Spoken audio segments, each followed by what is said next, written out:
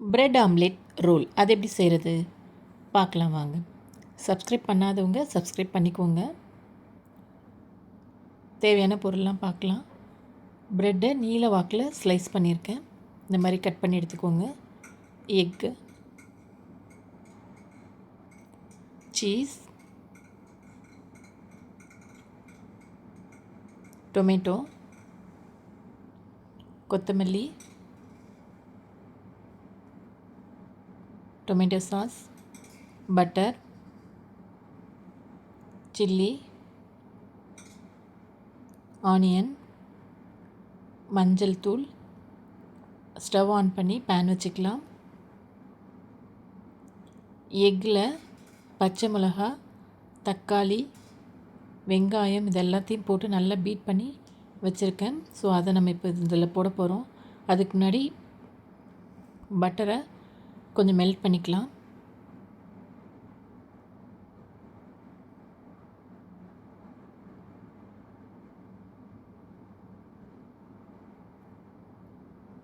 Melt ஆகட்டும், நல்லா butter melt ஆகட்டும்.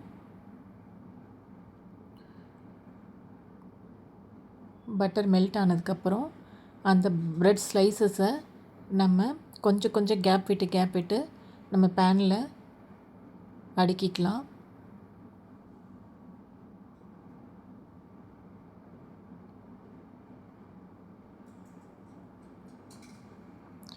இப்போ நல்லா பிளெண்ட் பண்ணி வச்சுருக்க அந்த எக்கை நம்ம அந்த கேப்க்கு நடுவில் கொஞ்சம் கொஞ்சமாக அப்ளை பண்ணிக்கலாம்.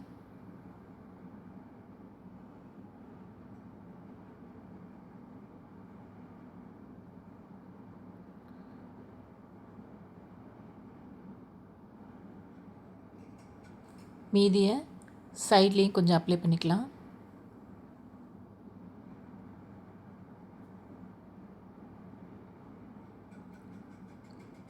இது அப்படியே வேகட்டும். ஒரு சைடு வெந்ததுக்கப்புறம் இன்னும் கூட கொஞ்சம் பட்டர் ஆட் பண்ணிக்கோங்க. பட்டர் ஆட் பண்ணிவிட்டு இதை அப்படியே நம்ம திருப்பி போட்டுக்கலாம்.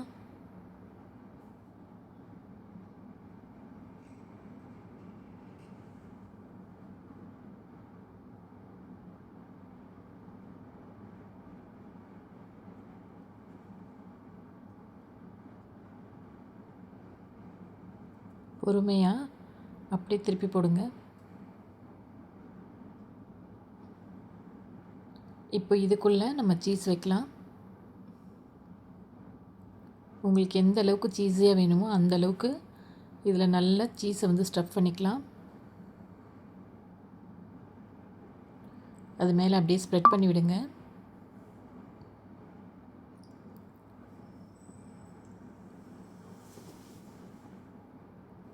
நல்லா அப்படியே ஸ்ப்ரெட் பண்ணி விட்டுட்டு அப்படியே கொஞ்சம் கொஞ்சமாக ரோல் பண்ணுங்கள். ஒரு சைட்லேருந்து அப்படியே ரோல் பண்ண ஆரம்பிங்க. அப்படியே ரோல் ஆகும். ஓகே, ரோல் ஆகிடுச்சு. இப்போ உள்ளே இருக்க சீஸ் வந்து கொஞ்சம் நல்லா மெல்ட் ஆகணும். ஸோ அது வரைக்கும் கொஞ்சம் சிம்மில் வச்சுட்டு இன்னும் கூட கொஞ்சம் பட்டர் ஆட் பண்ணிக்கோங்க.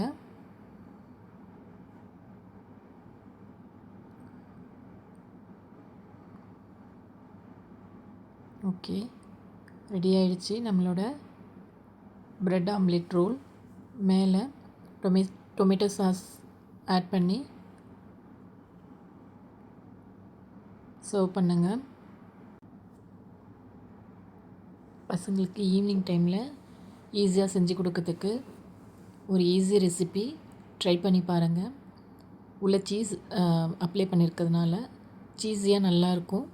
Okay viewers, thank you.